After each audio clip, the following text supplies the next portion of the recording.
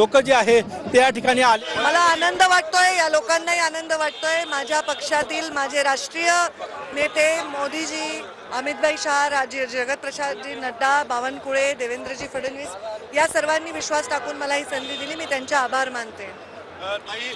एक मोठा संघर्षाच्या काळानंतर पुन्हा एकदा मंत्रिमंडळात वर्णी या ठिकाणी लागत आहेत। निवडणुकीच्या काळात तुम्ही जी मेहनत घेतली त्या मेहनतीचं हे फळ आहे।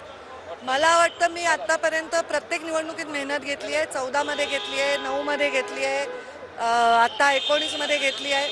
अशी कुठली निवडणूक नव्हती जिथे मी राज्यभर सभा घेतल्या नाही।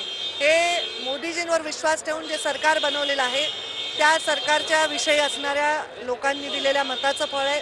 देवेंद्र फडणवीसांच्या टीममध्ये मी पहिल्यांदा मंत्री झाले होते 14 मध्ये, आणि आता परत देवेंद्रजी मुख्यमंत्री झाल्यावर मी मंत्री होते। तर हा मला चांगला योग वाटतोय। भाऊने बहिणीला न्याय दिला साहजिक आहे। आमच्या राष्ट्रीय नेत्यांनी देवेंद्रजी फडणवीस सगळ्यांचे आभार।